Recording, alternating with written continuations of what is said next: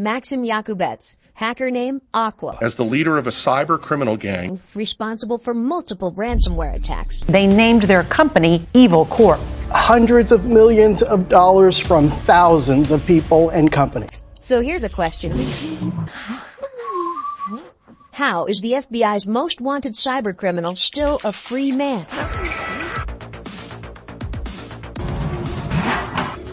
2009, two hackers infect the Bullitt County Treasurer's PC with a Trojan called Zeus. They steal login info of the county's bank account, and soon money starts disappearing. Payments of up to $10,000 are transferred to at least 25 individuals across the U.S. The attackers are clever. They avoid raising suspicion and mask their activities by connecting through the victim's PC. It takes around 8 days for the county's bank to realize something is wrong. But by that time, it's already too late. Not long after, the Washington Post releases an article. PC Invader costs Kentucky County $415,000. Malware gets into the system through an unauthorized installation, and the hackers steal thousands of dollars.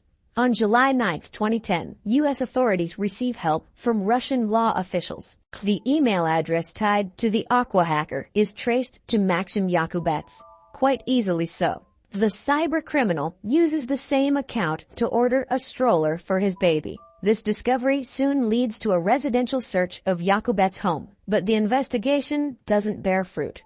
Russia doesn't take any further actions, and the U.S. is powerless to proceed with an investigation on foreign lands. Left to his own devices, through the years, Maksim racks up quite the cybercrime resume. He's suspected to lead in the devastating Dridex malware attacks, which appeared in 2012. Maksim Yakubets of Moscow, Russia, has been indicted in Pittsburgh, Pennsylvania for his alleged role as the leader of a cybercriminal gang responsible for the distribution of a multifunction malware package known as Bugat. Dridex, also known as Bugat, targets Windows users. The hackers use clever tactics to embed a macrovirus into a Microsoft Word and Excel file. Upon opening the file, the malware injects a keylogger, which monitors each press on the computer's keyboard. And just like that, all of the login details, banking credentials, and even personal information, it's all compromised. In 2014, Dridex spreads via 15,000 daily spam emails, attacking mostly UK and US citizens. Just 1 year later, both countries ended up with an estimated £20 million and $10 million of theft, respectively.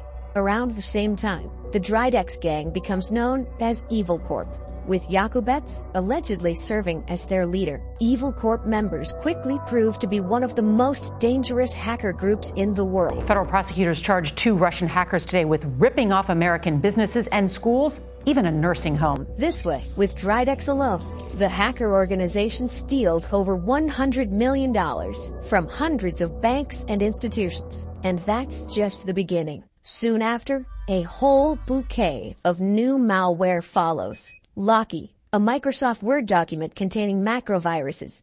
Or BART, an email photo attachment that encrypts your valuable files. In 2017, Evil Corp hackers also used BitPaymer to target UK hospitals. The ransomware attack affects mostly large companies, requiring a ransom of up to 53 bitcoins, which at the time adds up to a whopping £230,000.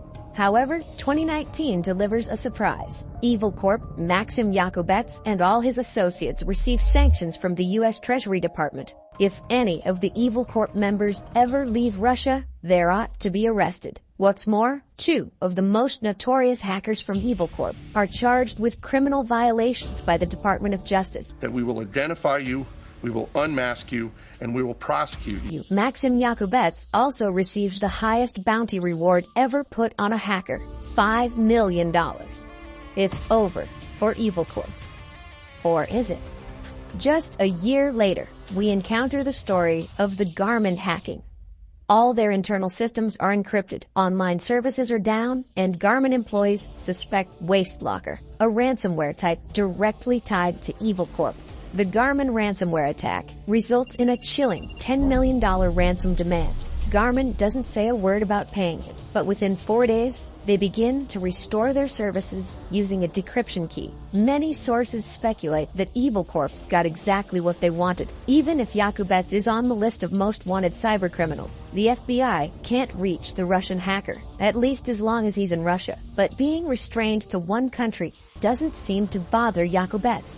He's known for quite an extravagant lifestyle, driving around in a $200,000 Lamborghini with a custom license plate that reads thief, and spinning circles with his car right in front of Moscow's police. He's also splashing out on pet tigers and lion cubs, going on spa vacations that cost up to 1 million rubles a week. But what guarantees the Russian cybercriminal such freedom? Let's go back in time. In the summer of 2017, he marries Aliana, the daughter of an ex-FSB officer, Edward Benderskaya. The wedding costs a minimum of $300,000, with some sources estimating a price tag of more than $500,000. His new father-in-law and the hidden face fuel suspicions over his role in government-covered Russian cyberattacks. What's more, multiple sources suspect that Evil Corp itself is controlled by Russian intelligence. It isn't too far of a stretch. Rumors and speculations deem Russia as a harbor for cybercriminals. And not just rumors. According to Dmitry Alperovich, former chief technical officer of the cybersecurity firm CrowdStrike, it's a choice between prison and working for the state. For Russia, this proves to be quite beneficial.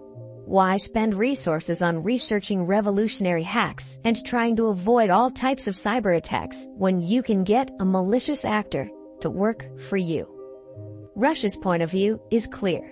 Karen Kazaryan says there's a simple rule.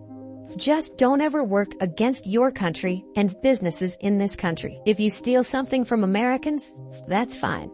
However, proving this connection isn't easy. Russian hackers hide behind fake names and pseudonyms. But one thing is clear.